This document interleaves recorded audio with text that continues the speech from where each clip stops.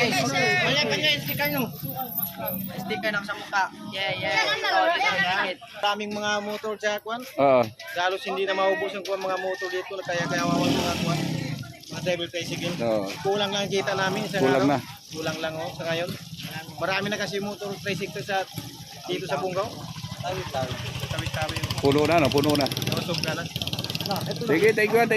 Yun, pakilagay na lang. Thank you sa inyo lahat ha.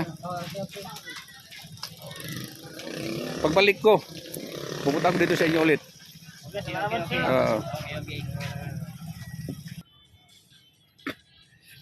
Yun, mga kabidyo yun, yung mga ano yun. Yung mga nanghuli na mga kumukuha ng mga ano, yung mga halaman dagat, yung mga yon. Marami makukuha dyan.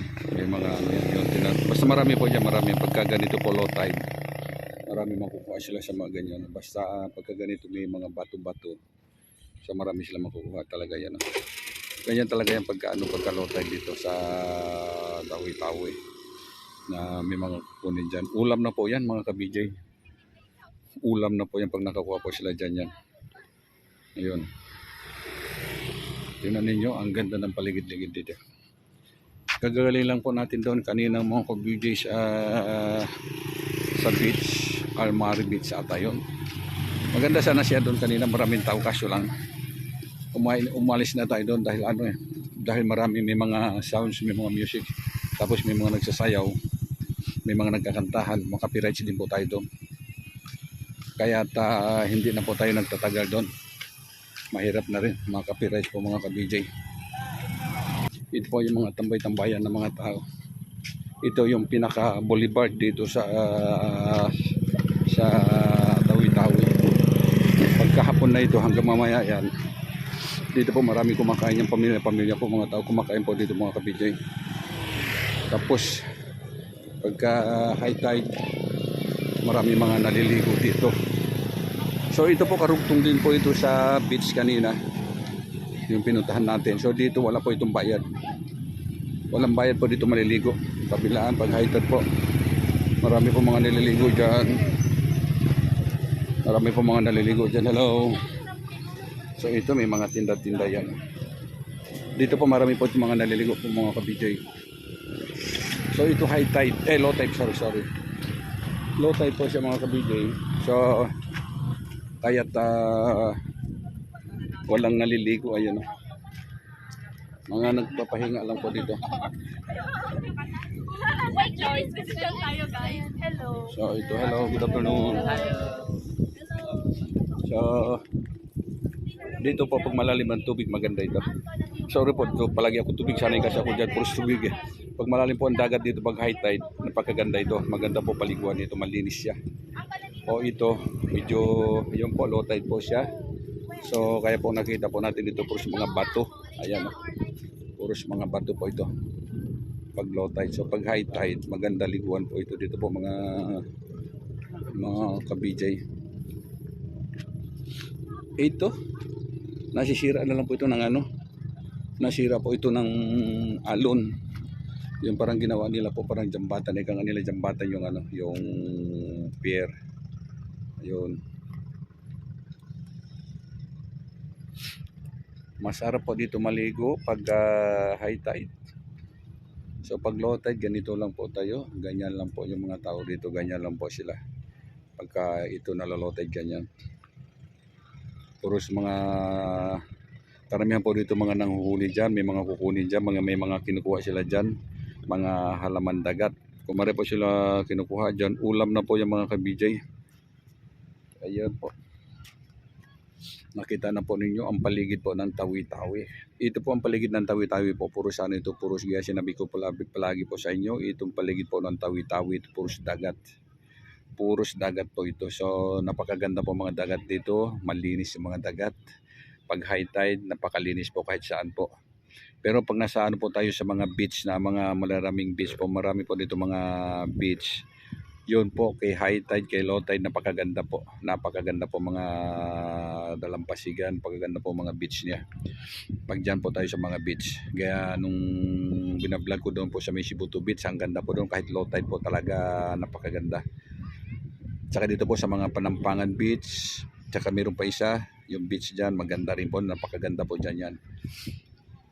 At ang kagandahan lang po dito, gaya sinabi ko po sa inyo, isa po ito sa mga pinaka tahimik na lugar dito sa buong Pilipinas, itong Tawi-Tawi.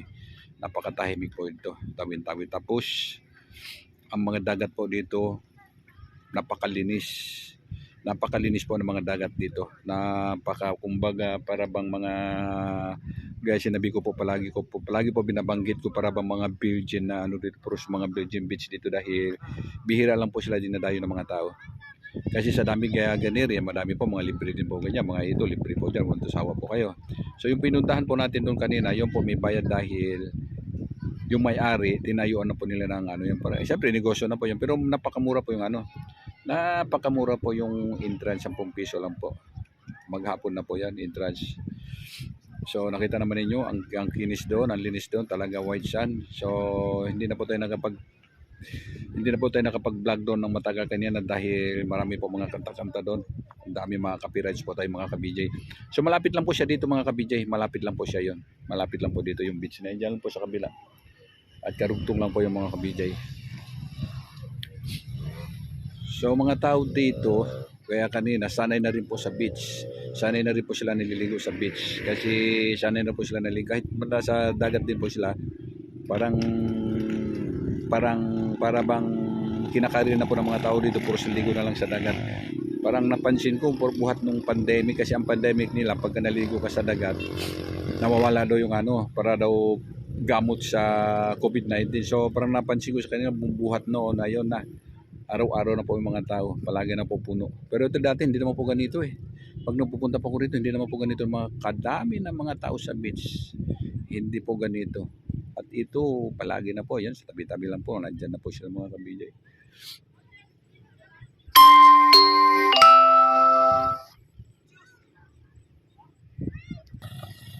So ito po mga ka-BJ, ito mga nadanan po natin ito kanina. So ito po na binablog po natin ito sa medyo malayo, para po makita ninyo yung ano, yung kapaligiran po dito po mga ka-BJ. Ano. Ito po guys, sinabi ko po sa inyo kanina, ito po yung ano, ito po yung tawag dito, yung pinaka boulevard na po dito yan. So ito hindi pa po siya napapaganda. Hindi pa po siya napapaganda, parang yun doon sa may Sambuanga, sa may Kawa-Kawa.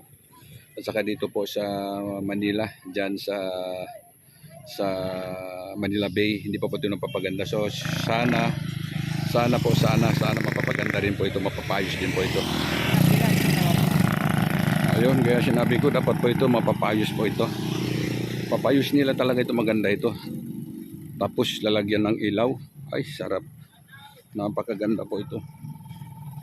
Napakaganda po ito mga ka-BJ, kung ito po ay napapayos nila. Sigurado ito, patok po ito sa masa. Patok po ito talaga. Kahit ganito po ito, itsura lang dito. Nakita po ninyo yung mga tao, ang dami. Ang dami po. Yung mga iba dito, abutin na po ito ng gabi. Nabot sila dito ng gabi. Kasi palagi po natin sila nakikita rito. Kung minsan napupunta po tayo dito, pag tayo nag-download dahil walang signal dito, mahirap ang signal. Kaya lagi po tayo tambay-tambay dito. Kung minsan nabot po tayo ng hanggang alas 7. So may mga tao pa rin dito. Alas 7 po mahigit din po tayo dito po mga ka-BJ. So mas lalo ito pag ito ay napapayos po nila ito mabuti. Sigurado po ako rito. Talaga patok ito sa mga tao. Patok ito sa masa talaga. Maganda ito. Magandang ano ito. Magandang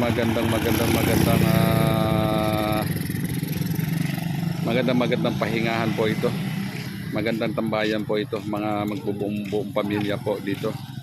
Sigurado ko dito. Kahit ganito lang po itsura, dami ng mga tao dito nagtatambay dito hanggang mamayang gabi. Ayun. At ulitin po natin yung salita natin kanina. Sana po ito mapansin ito ng city government ng Bungaw, para mapayos nila po itong paligid na ito, para magawa nila po ito ng boulevard.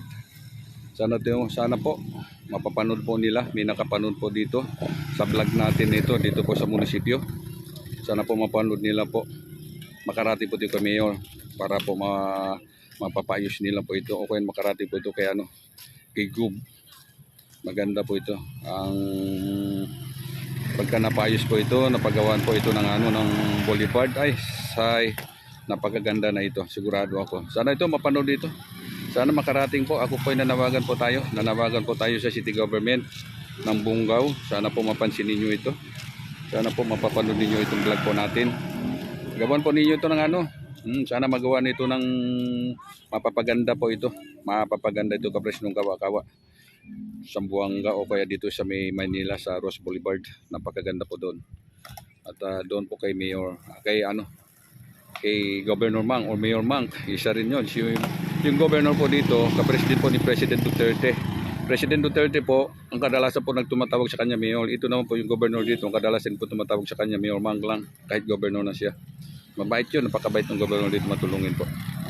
So dapat ito makarating po sa kanila. Mapapayos po ito mabuti. Nalalagyan ng ilaw, ayusin na talaga ito. Para sa mga taong bayan din naman po ito. Ayan, no, para sa taong bayan ito. Maganda po ito tambayan ng pang-pamilya, mga ka-BJ.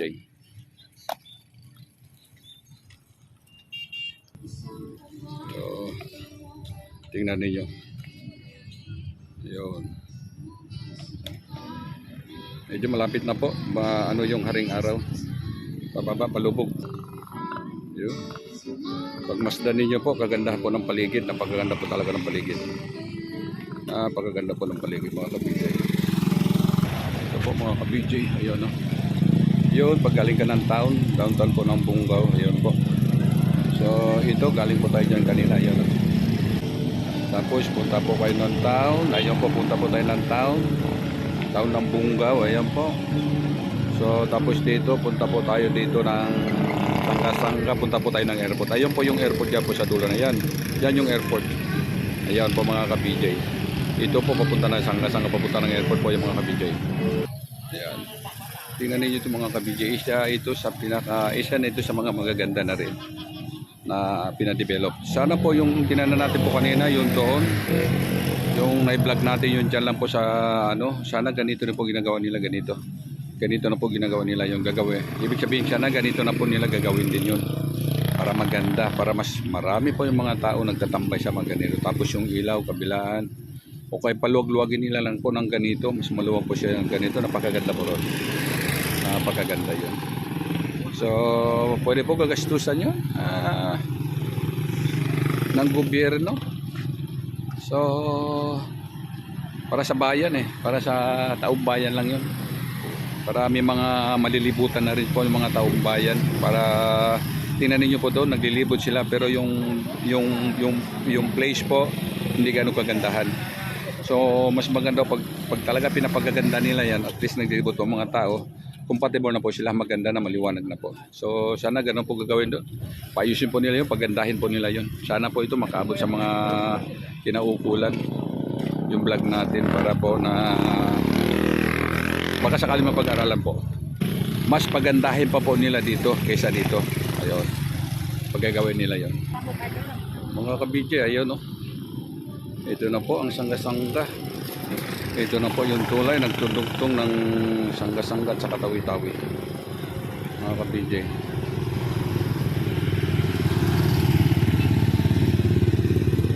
Ito po, ayan po yung Kapitolyo. Ayan po yung Kapitolyo. So ito po ang Bungaw.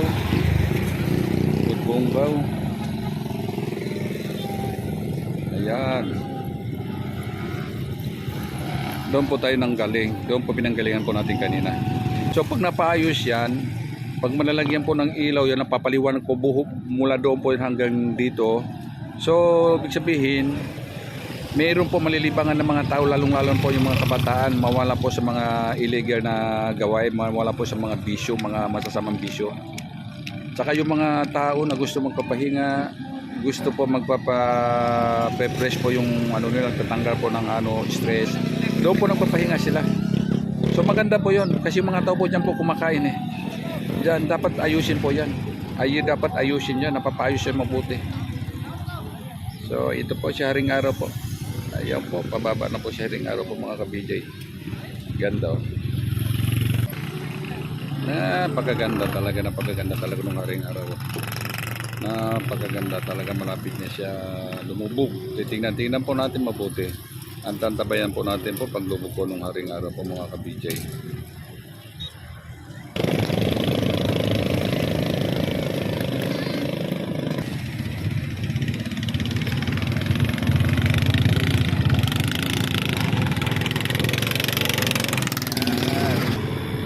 Ibang-iba talaga, kagandahan talaga. Ibang-iba talaga, kagandahan talaga dito sa mga tabing dagat ganiri po talaga. Iba talaga. Napakaganda.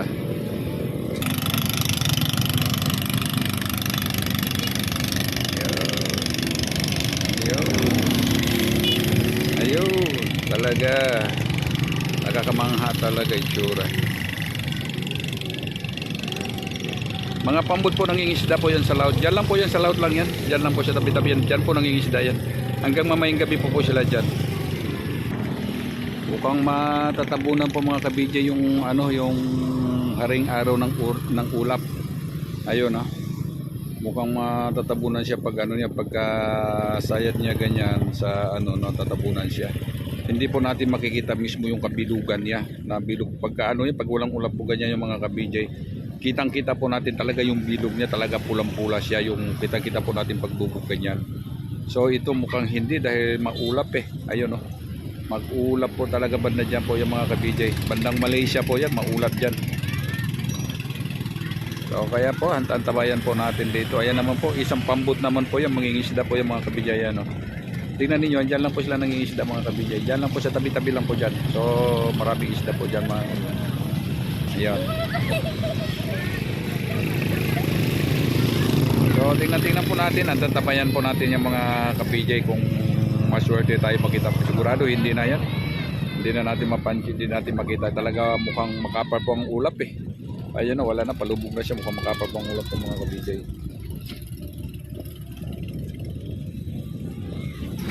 So ano man yan, pagbalik natin dito makikita rin po natin yan. Pag-vlog natin ito ulit yan, makikita rin po natin paglubog ng yung haring araw po mga ka-BJ.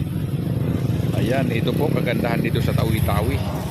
Makikita po natin yung paglubog, yung pag-angat ng araw sa umaga, tsaka paglubog, sunset, sunset tsaka sunrise po, makikita po natin yan.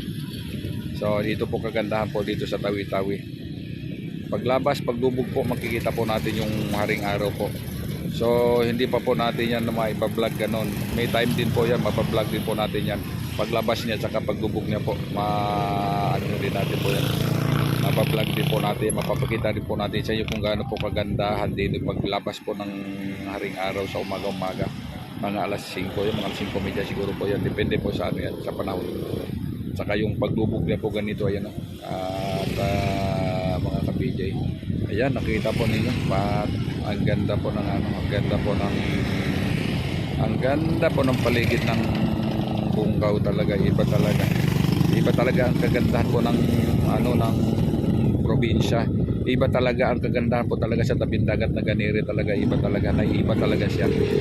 Kasi pag tayo po na sa syudad, parang wala, ganun lang, puros building, puros ganun lang, puros pinaganda lang po ng mga tao. May mga punong kahoy po nilalagay mga kung ano dyan, mga building, may ginawa. So ito po, iba po ito.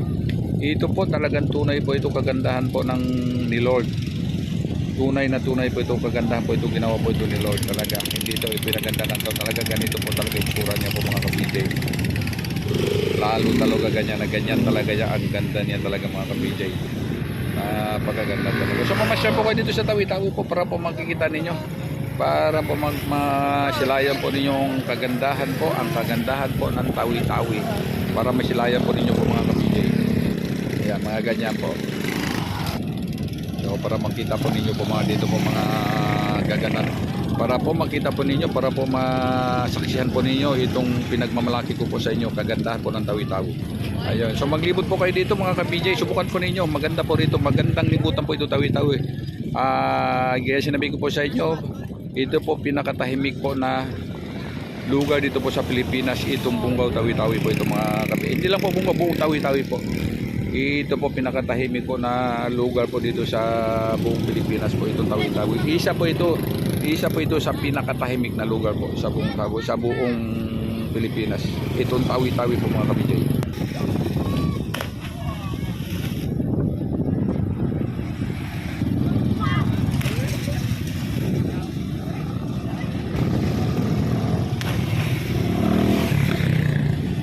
Ayan po yung mga nagsilundagan po, yung mga naliligo po mga ka-BJ. Ayan, kinuha po natin sila. So, ayan po mga ka-BJ. At sige po, hanggang dito na lang po. Hanggang dito na lang po. Ito po Ben Joshua Vlog. Please pakisubscribe na lang po sa YouTube channel po natin, Ben Joshua Vlog po. Maraming salamat po sa inyo lahat. Maraming salamat po sa inyo lahat mga ka-BJ. Maraming salamat po sa inyo sa mga sa mga suporta po ninyo sa vlog natin po sa YouTube channel natin po mga ka-BJ. God bless you all. Mabuhay po tayo lahat mga Pilipino. Maraming salamat po sa inyo lahat mga ka-BJ.